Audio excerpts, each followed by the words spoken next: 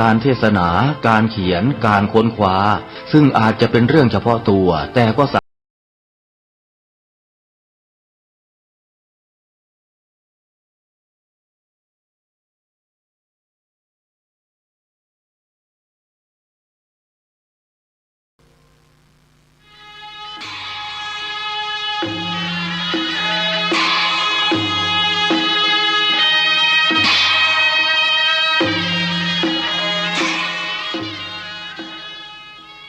ขอความเจริญในธรรมและความผาสุกทางใจจงได้มาบังเกิดมีแก่ท่านสาธุชนคนดีผู้เจริญในศีลในธรรมทุกท่านพร้อมกันนี้ขอยกมือ10 นิ้วกราบอาราธนาเอาคุณพระพุทธเจ้าคุณพระธรรมพระสงฆ์คุณพ่อคุณแม่คุณครูบาอาจารย์ผู้ประสิทธิ์ประสาทวิชาความรู้บุญศีลบุญทานสิ่งศักดิ์สิทธิ์ทั้งหลายอันมีพระสยามเทวาธิราชพระบรมธาตุดอยสุเทพและครูบาเจ้าศรีวิจัยเป็นต้นขอได้โปรดมาอภิบาลปกปักรักษา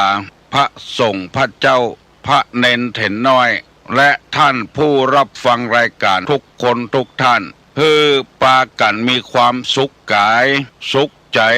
เหมือนกันทุกตนทุกองค์ทุกผู้ทุกคนตลอดกาลนานมาแถมแล้วเน้อเสียงก้องเสียงกองเสียงมองต่ำเข้าเสียงตุเจ้าเทศนาธรรมมาเยี่ยมมาใจท่านสาธุชนคนดีตั้งหลายถึงบ้านถึงจองเพื่อเอาธรรมะแบบรากหญ้าแบบธรรมดามาฮือพ่อแม่พี่น้องตั้งหลายฟังก่อนที่จะได้ฟังนี้ขอเชิญชวนมวลพุทธบริษัททั้งหลายไหว้พระเหมือนกับนักมวยไหว้ครูระลึกถึงครูบาอาจารย์ก่อนผู้ที่ไปแสวงหาสัจธรรม4 อสงไขยปลายแสนมหากัปและ10 ชาติปางสุดท้ายได้เกิดมาเป็นพญาเวสสันตละตาลเข้าของทรัพย์สมบัติสละบัลลังก์ไปบวชเป็นพระฤาษีตาลเมียตาลลูกบำเพ็ญขนาดนักจนได้ตรัสรู้ไปฟังเบื่อไปฟังนายเนิ่นโบราณคนถึงว่าเสียงก้องเสียงกองเสียงมองต่ำเข้าเสียงผู้เจ้าเทศนาธรรมเป็นเสียงที่เป็นสิริมงคลกองดังขึ้นแสดงว่าจะมีการกินการทานละมองต่ำเข้าดังรุบอยู่แสดงว่าเข้ายังเต็มเงียเต็มหลองอยู่บอกการเข้าละผู้เจ้าเทศนาธรรมเพื่อนให้เป็นคนว่าง่ายสอนง่ายบักกระด้างกระเดืองและอยู่ด้วยกันมีความสุขความกระด้างกระเดืองอยู่ที่ไหนบ่มีความสุขที่นั่นลองสังเกตพอความวุ่นวายในรัฐบาลตรงวันก็เพราะความกระด้างกระเดืองนั่นเองพดออกมาเมื่อใดก็เดือดร้อนกันเมื่ออันมูนี้เป็นต้นก็ตุลงมีสุภาษิตตะวันนำเอากรรมที่ว่าถ้าคนเราคิดอะไรได้ตามปรารถนาในโลกนี้จะไม่มีคนจนได้นำไปเสนอแล้วเพื่อให้คนเฮาในได้วางใจจะไปเปลี่ยนทุกข์จะไปเปลี่ยนยากไปเปลี่ยนทุกข์เปลี่ยนยากมันถึงจะสมปรารถนาได้กุคนที่จะสมปรารถนาได้ก็คือพระอริยะเจ้าต้องการอันใดก็ได้อันนั้นแต่ว่ามีเงินมีคำคิดอันใดสมปรารถนาก็ไม่ได้มาเหลือนายกมีเงินมีคำหุ้นของเพื่อนขายของเพื่อนก็ยังเดือดร้อนอยู่ฝ่ายค้านกับฝ่ายที่บัชอบยังโจมตีอยู่จะวันพุธนี้จะประท้วงกันละที่สนามหลวงพุ่นจะมีอย่างเกิดขึ้นก็เพราะการมีเงินมีคำนั่นแหละคนมีเงินมีคำแต่ประท้วงกันเดือดร้อนกันขึ้นคนโหคนรักคนฉลาดคนจบเรียนจบสูงก็คิดอย่างได้ประสมปรารถนาเหมือนกันเพราะฉะนั้นกูอย่างมันย่อมจะได้พ่องบ่ได้พ่องซื้อหวยจะถูกทุกใบก็บ่ได้งวดออกแต่ว่าวันซื้อนี่ก็เดือดร้อนรัฐที่กองสลากประกาศว่ามันมีไปถูกปรากฏว่ามีคนถูก เอาไปเอามาคนที่เก็บโพยหวยนั้นบ่เอาเงินบ่เอาต้นขั้วไปส่งให้เพื่อนหมอที่ถูกก็เลยบ่ได้สกรรมวุ่นวายกันอันเนี้ยขนาดถูกแล้วก็ยังบ่ได้เตี้ยมันบ่สมปรารถนาคนเพราะฉะนั้นเฮาต้องทำใจละถ้าคนใดทุกคนคิดอะไรสมปรารถนาในโลกนี้จะไม่มีคนจนอันเนี้ยเป็นสุภาษิตเป็นสอนให้เฮาได้พ่องบ่ได้พ่องก็มียิ่งหวยเถื่อนสำหายเพื่อถูกแล้วบ่ได้สกรรมฟ้องก็บ่ได้ผิดถึงคนเก็บผิดคนถึงซื้ออันเนี้ยมันบ่สมปรารถนาเมื่อบ่สมปรารถนาเฮาก็เล่าให้ก่อนต่างขึ้นบนดอยบ่จะมีต่างเดียวต้องเลี่ยงกันขึ้นเนี่ยตุลุงนำมาเสนอเพื่อพี่น้องทั้งหลายฟังเจ็บเป็นเย็นอุ่นอย่างไปโรงยาเป็นนึกว่ามันจะหายกูคนป่วยพลิกมาก็มีหายก็มีมันบ่ใจสมปรารถนากูอย่างแล้วพระพุทธเจ้าเป็นสอนว่าทุกอย่างมันมีความเปลี่ยนแปลงมันเป็นทุกข์อนิจจังทุกขังอนัตตาไงล่ะความเป็นของไม่เที่ยงความเป็นทุกข์ความบ่ใจตัวใจตนเพราะฉะนั้นต้องทำใจได้ละลูกมันบ่ใจดีกูคนใจให้กูคนบางคนก็ดีบางคนก็ให้ก็ต้องสลับเปลี่ยนกันไปให้คนเราทำใจให้คนเรามีความสุขบ่ให้ทุกข์ในสิ่งเหล่านั้นวันนี้มีกรรมแถมกรรมหนึ่งว่าเรื่องราวต่างๆที่เกิดขึ้นในโลกนี้เพราะมนุษย์เป็นผู้สร้างเรื่องราวต่างๆที่เกิดขึ้นในโลกนี้เพราะมนุษย์เป็นผู้สร้างขอว่าทำกรรมเนอะ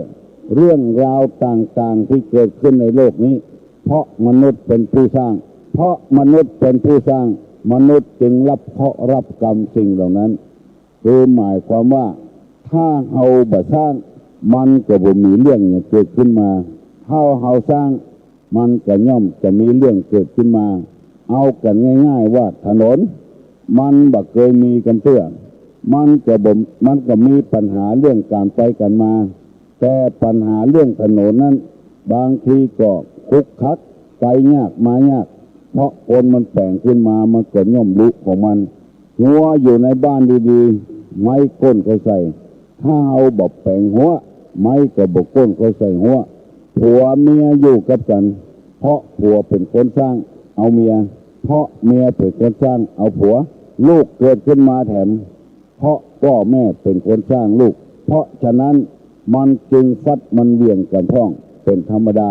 ใครให้ลูกดีใครให้ลูกบดีอยู่ที่คนเราเป็นคนสร้างขึ้นมาเมื่อเราสร้างขึ้นมาแล้วทุกอย่างเราต้องรับผิดชอบเมื่อบกี่วันนี้ตุลุงไปโรงพยาบาลไปได้ยินที่คนอู้กันพยาบาลก็อู้คนไข้ก็อู้ว่าอย่างไรตุลุงนำมาคิดเขาบอกว่าแต่งงานบ่มีลูกเนี่ยเป็นโจกของคนแต่งงานแล้วมีบ่มีลูกเป็นโจกของคนกระจายก็บอกว่าลูกเกิดมานี่ไม่ได้รับดีนอนดีเอาฟังแล้วถ้าเขาว่าเรื่องราวต่างๆที่เกิดขึ้นในโลกนี้เพราะมนุษย์เป็นคนสร้างมันจะบ่นกันมันจะประจมกันเพราะว่ามันเกิดจากเขาเป็นคนสร้างมันขึ้นมาเขาต้องรับผิดโดยรับชอบโดยกรรมว่ารับผิดชอบเนี่ยมันไม่ใช่กรรมเดียวกันมันมีสองกรรม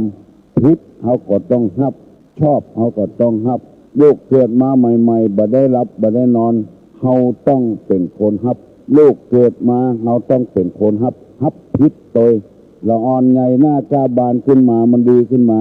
เขาก็รับชอบโดยเหมือนกับนายกมีพ่อมีแม่ก็ดีใจตัวที่ลูกเกิดมาเป็นนายกเป็นสรรเสริญเป็นเยินยอว่าแม่เป็นคนดีลูกเกิดเป็นนายกลูกเกิดมาเป็นรัฐมนตรีพ่อแม่ก็ดีใจตัวอันนี้เขาว่ารับชอบเมื่อลูกบดีพ่อแม่ปฏิเสธบ่ได้จำเป็นต้องบดีด้วยกันต้องรับผิดชอบด้วยกันเพราะเขาเป็นคนสร้างขึ้นมาของใจไม้สอยกูยังเมื่อมนุษย์มันสร้างขึ้นมาแล้วความแตกความสลายย่อมบังเกิดขึ้นแน่นอนมันมีวิธีเดียวถ้าเฮาบ่ใครรับผิดรับชอบกับลูกก็บ่ต้องแต่งงานบ่ต้องเอาผัวบ่ต้องเอาเมียอันนี้แน่นอนได้อยู่ดีกินดี กรณีที่จากคืนนี้ก็ได้ยินข่าวลงลูกเกิดขึ้นมาเอาไปจ้องไว้ในห้องน้ำทำในถังน้ำในห้องน้ำตายก็เพราะมนุษย์เป็นผู้สร้างขึ้นมาแล้วมนุษย์ไม่รับผิดชอบจึงทำกรรมฐานกูบทกูบาทกูข้อสอนให้คนเหล่านี้ต้องรับผิดรับชอบลูกเกิดมาละผัวเมียละกันเอาไปโยนให้พ่อให้แม่อันนี้คือการขาดจากการปฏิบัติธรรมเอาไปโยนจำที่ต่างๆวัดนี่เป็นที่รับรองขยะจึงกองบุญโดยกองบาปโดยกองบุญนี่ก็คือศรัทธามาทำบุญต้องรับผิดรับชอบกูหลังคาเฮือนเพราะว่าเฮามีวัดพ่อเท่าแม่เท่าพ่อมอนแม่มอนเพิ่นเป็นคนสร้างวัดสร้างวาไว้กินไว้ตาลสืบลูกสืบหลานบางบ้านใครมีวัดมันมีที่เจ้าอยู่เฮาต้องรับชอบด้วยกันวันดีคืนดีเอาหมามาปล่อยเอาแมวมาปล่อยเป็นคนที่บ่รับผิดรับแต่ชอบคนเดียวตัวใดมันงามๆเอาไว้เลี้ยงตัวใดมันบดีบดักเอาไว้ปล่อยวัดเพื่อเขาถามว่าโหตัวยังบ่เลี้ยงบ่ใช่นะที่อันนี้คือบ่รับผิดบ่ใช่นาอย่างโมโหปฏิเสธปฏิติกมีหลายจำพวกเวลาดีด้วยกัน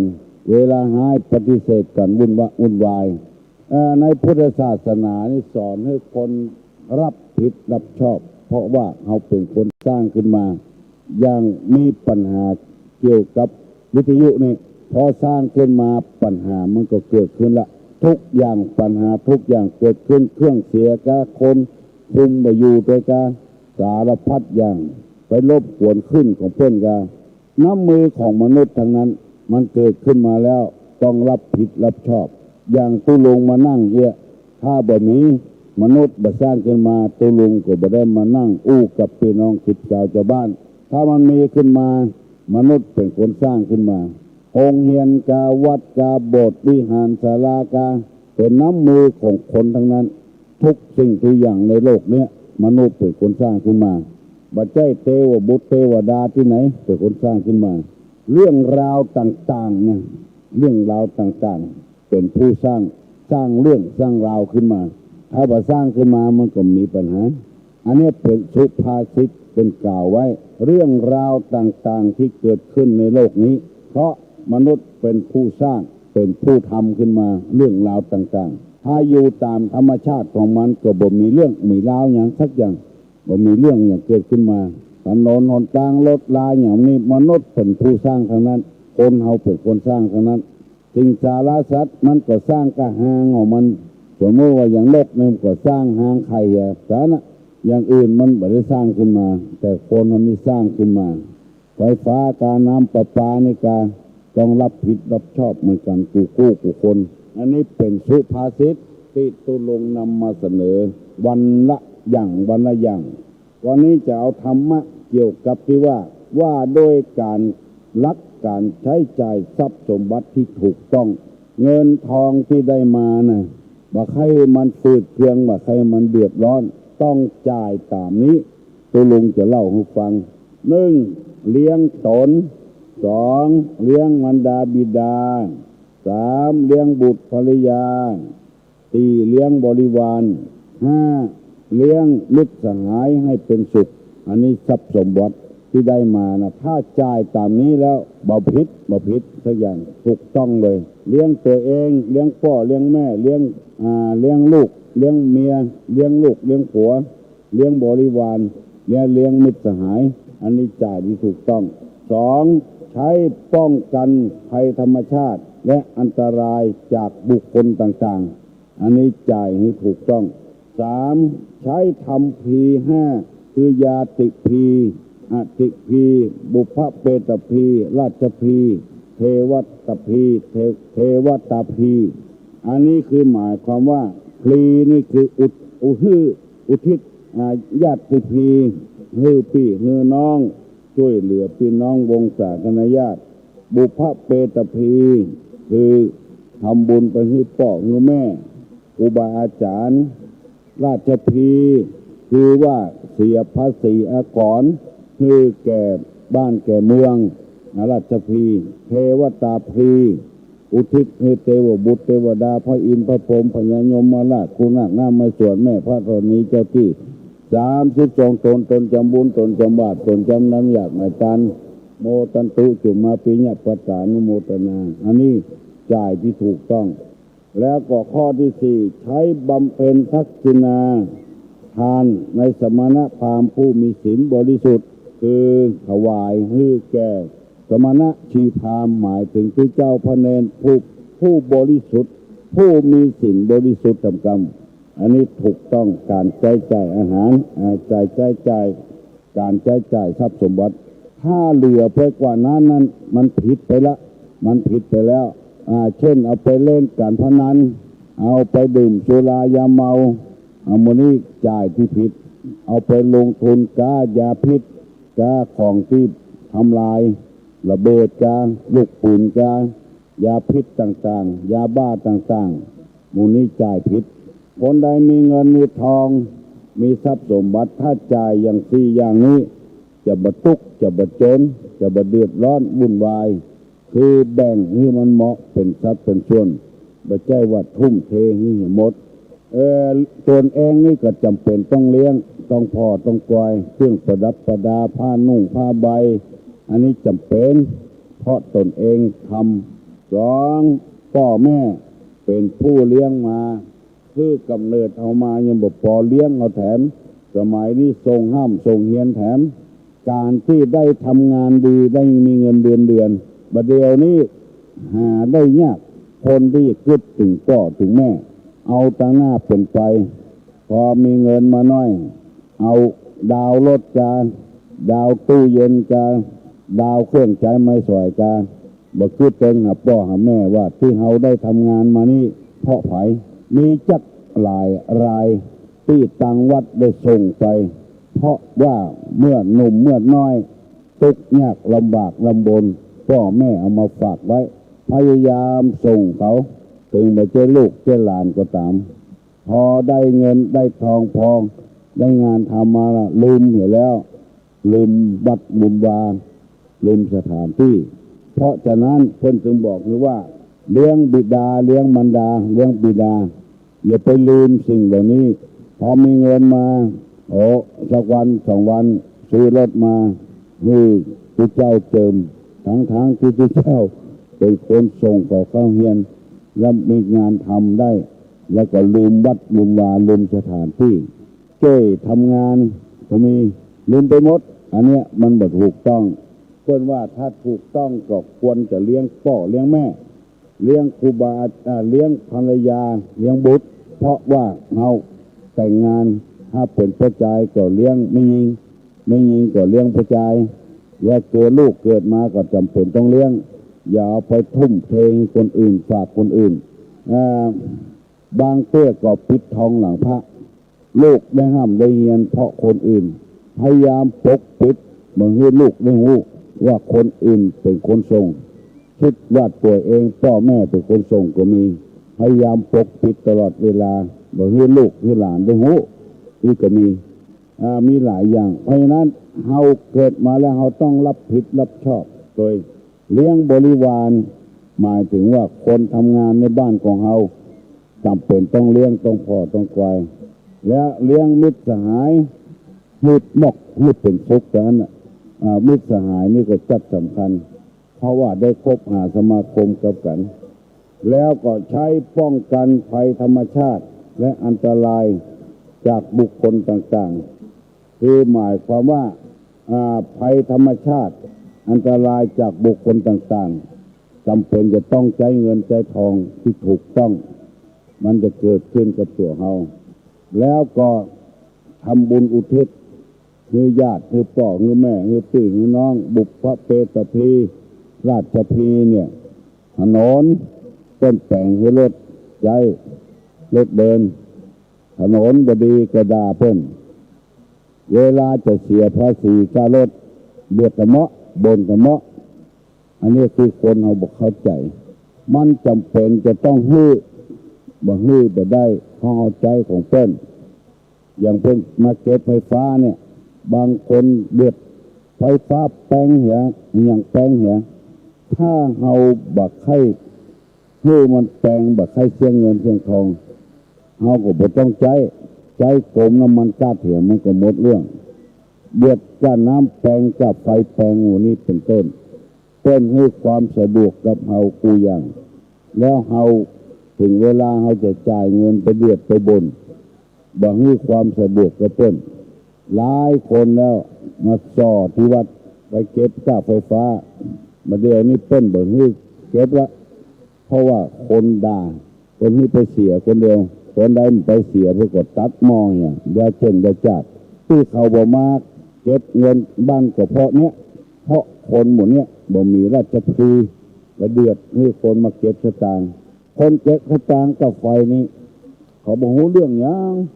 ต้นใจเขามาเก็บเขาก็มาเก็บมาเดี๋ยวนี้บ่ฮู้เก็บละเพราะมันโดนด่ากับคนบ่มีราชพีนี่ที่ดินภาษีที่ดินก็จำเป็นต้องเสียให้รัฐบาลเพราะเพิ่นควบคุมเกิดจากคนบ่มีศีลมีธรรมเนี่ยแต่ก่อนนี้บ่มีให้นาสาโทนี่บ่มีสค.1บ่มีนส.3บ่มีโฉนดเอาดอกเอื้อมหมายนาเนี่ยเป็นเขตเป็นแดนนาไผ่นามันต้องมีโลดดอกเอื้อมหมายนาสารตะแล้วเขาใส่อย่างก็แสดงว่านาไผ่นามันมาเดี๋ยวนี้ต้องมีสค.1มีนส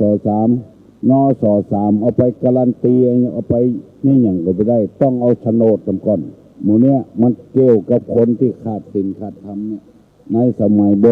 ราณนี่เป็นนาไผ่นามันเอาดอกเอื้องหมายไว้เหี้ยและเทวตาพีอุทิศคือเทวบุตรเทวดาไผ่เป็นเทวบุตรเทวดาก็เป็นมีไผ่ก็มีพ่อมีแม่บุคคลผู้ที่ทำประโยชน์ให้แก่สังคมมีหิริมีโอตตัปปะมีความอายความกลัวต่อบาปบักกล้าทำบาปถึงที่แจ้งที่รับหลังอันนั้นก็เป็นเทวดาวันนี้ได้นำมาเสนอให้พี่น้องทั้งหลายได้รับทราบว่าถ้าจ่ายเงินตามนี้แล้วเป็นกุศลเป็นบุญของไผ่ของมันแล้วใช้บำเพ็ญทักษิณาทานในสมณพราหมณ์ผู้มีศีลบริสุทธิ์อันนี้คือจ่ายเงินจ่ายทองที่ถูกต้องตุลุงได้นำเอาธรรมะในทางพระพุทธศาสนามาเสนอให้พี่น้องวงศาคณาญาติปู่ป้านาอาศรัทธานาบุญทั้งหลายหลายอย่างด้วยกันเพื่อเรื่องเอาได้อยู่อย่างธรรมชาติว่าเรื่องราวต่างๆในโลกนี้มนุษย์เป็นคนแต่งขึ้นมาเป็นคนสร้างขึ้นมาเมื่อแปลงขึ้นมาเมื่อสร้างขึ้นมาแล้วมนุษย์จะต้องเป็นคนรับผิดรับชอบขี้ค้านบักให้รับผิดรับชอบก็อยู่อย่างธรรมชาติอยู่อย่างธรรมดาว่าต้องแปลงต้องไปขึ้นมาเหมือนกับนกเนี่ยอยู่อย่างธรรมชาติของมันแปลงหางมันไข่แล้วมันเกิดแล้วมันก็ไปที่อื่นแถมไปแปลงที่อื่นแถมน้อยเดียวบรรนักบรรณาปาปานตะแดงช่วยกันรับผิดชอบเพราะเป็นน้ำมือของมนุษย์น้ำมือของเฮากำพืชของเฮาช่วยกันอยู่บ้านใดก็ช่วยกันพนมมือขึ้นเนอตุลุงจะฮือปอนแล้วอายุวัฏโกธนวัฏโกสิริวัฏโกยัสสะวัฏโกปละวัฏโกวันนะวัฏโกสุขวัฏโกโหตุสัพพตาทุกขโลกาพญาเวลาโสกาจันตุจุปัตตวาอเนกาอันตรญาปิวินาสันตุจเตจสาใจญะสิทธิธนังลาพังโสถีภกยังสุขังพลังสิริอายุจวันโนจะโพกังวุฒิจยะสวาสตาวาสาจะอายุจจีวะสิทธิภวันตุเตวุธาปจายโนจตารโลธรรมาวัฏันติอายุวันโนสุขังพลัง